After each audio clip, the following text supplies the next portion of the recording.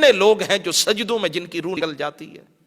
کتنے لوگ ایسے ہوتے ہیں جو مسجدوں کی طرف آ رہے ہوتے ہیں، راستے میں روح نکل گئی، کتنے لوگ ہوتے ہیں جو نماز کی تیاری کر رہے ہوتے ہیں، نماز پڑھ نہیں پاتے، پہلے ہی روح نکل جاتی ہے۔ لیکن کچھ ایسے بھی ہوتے ہیں جن کو اللہ نے اتنا اختیار دیا ہوتا ہے،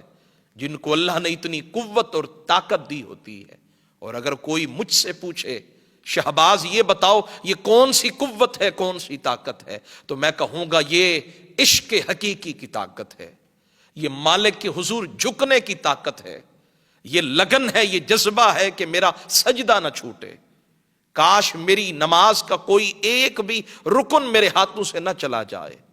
اور پھر رب کے بندے جب اتنا لگاؤ رکھتے ہیں تو حضرت خیر النساج رحمت اللہ علیہ آپ نے پانی منگوایا، وضو فرمایا، نماز ادا فرمائی اور پھر لیٹ گئے، آنکھیں بند کر کے آپ نے کلمہ شہادت پڑھا، کلمہ شہادت پڑھتے گئے، ادھر روح قبض ہوتی گئی۔ یہ نماز کے ساتھ یہ لگن تھی، یہ نماز پڑھنے کا یہ جذبہ تھا جو سر چڑھ کے بول رہا تھا، اور انہیں پتا تھا کہ یہ نماز کے اندر تو اصل رب کی رضا ملتی ہے، یہاں آ کر تو رب کی جو ہے نا جی محبتیں میسر آتی ہیں۔ میرے آقا صلی اللہ علیہ وآلہ وسلم کے غلاموں، آئیں اپنا محاسبہ کریں، آئیں اپنی زندگی کے اندر جھانک کر دیکھیں، ہم کتنی نماز پڑھتے ہیں؟ 5 نمازیں دن میں فرض ہیں، ان میں سے کتنی نمازیں ہیں جو ہم چھوڑ دیتے ہیں، اور کتنی نمازیں ہیں جن کو ہم پڑھتے ہیں؟ کیا ہمارے بچے نماز پڑھتے ہیں؟ کیا ہماری بیوی نماز پڑھتی ہے؟ کیا ہماری بیٹیاں نماز پڑھتی ہیں؟ کیا ہماری بوہیں نماز پڑھتی ہیں؟ ہماری جو بہو بنی ہے کیا وہ نماز پڑھتی ہے؟ ان سب کے بارے میں گھر کے سربراہ سے سوال کیا جائے گا، گھر کے بڑے سے سوال کیا جائے گا۔ کلکم راعن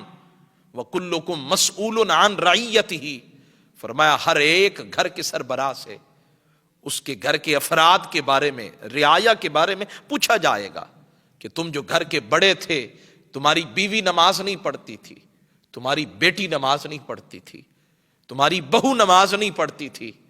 ایک وقت کا کھانا اگر نہ بنائے تو روٹھ جاتے، ناراض ہو جاتے ہیں، لیکن بہو نے نماز نہیں پڑھی ہے، آپ روٹھے ہی نہیں ہے، آپ نے اسے سردنش نہیں کی، آپ کی بیٹی نماز فجر کے لیے اٹھی نہیں ہے، دن چڑھ گیا پھر بھی کمرہ بند ہے، وہ بیڈ پہ سوئی ہوئی ہے، تو یہ درد آپ کے اندر کیوں نہیں جاگا کہ آپ اس کے ساتھ ناراضگی کا اظہار کریں کہ تم نے نماز کیوں نہیں پڑھی ہے؟